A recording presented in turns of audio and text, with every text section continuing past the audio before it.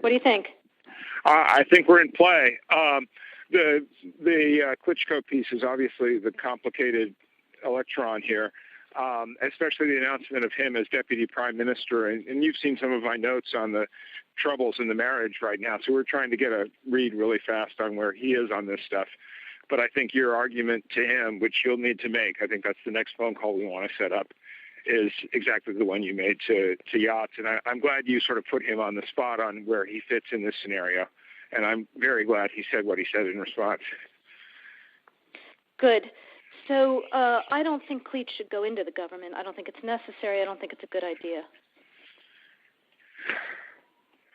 Yeah, I mean, I guess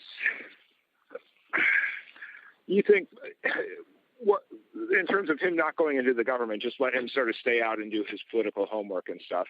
I'm just thinking in terms of sort of the process moving ahead, we want to keep the moderate Democrats together. The problem is going to be Tony Book and his guys.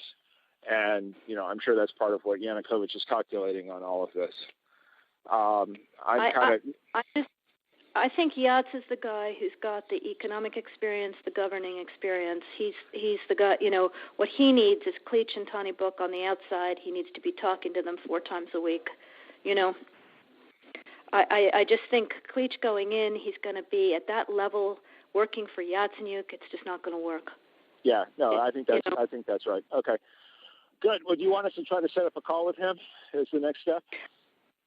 My understanding from that call, but you tell me, was that the big three were going into their own meeting, and that Yachts was going to offer in that context a three-way, the 3+1 conversation or 3+2 with you. Is that not how you understood it? No, I mean, that's what he proposed, but I think just knowing the dynamic that's been with them where Klitschko has been the top dog, he's going to take a while to show up for whatever meeting they've got, and he's probably talking to his guys at this point. So I think you reaching out directly to him helps with the personality management among the three, and it gives you also a chance to move fast on all this stuff and put us behind it before they all sit down and he explains why he doesn't like it. Okay, good. I'm happy. Why don't you reach out to him and see if he wants to talk before or after? Okay, will do. Thanks. Okay, I've now written, one more wrinkle for you, Jeff. Yeah. I can't remember if I told you this or if I only told Washington this, that when I talked to Jeff Feltman this morning, he had a new name for the UN guy, Robert Seri. Did I write you that this morning? Yeah, okay. I saw that. He's now gotten both Seri and Ban Ki-moon to agree that Seri could come in Monday or Tuesday. Okay. So that would be great, I think, to help glue this thing and have the UN help glue it. And, fuck the EU. No, exactly. And I think we've got to do something to make it stick together, because you can be pretty sure that if it does start to gain altitude, the Russians will be working behind the scenes to try to torpedo it.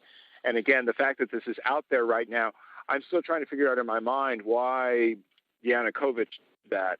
But in the meantime, there's a Party of Regions faction meeting going on right now, and I'm sure there's a lively argument going on in that group at this point.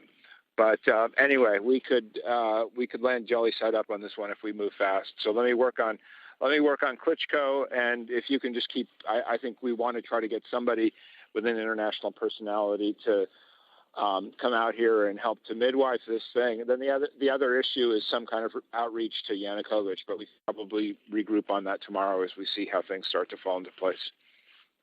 So on that piece, Jeff, when I wrote the note, Sullivan's come back to me, VFR, saying you need Biden, and I said probably tomorrow for an attaboy and to get the deets to stick. So okay. Biden's willing. Okay, great. All right. Thanks.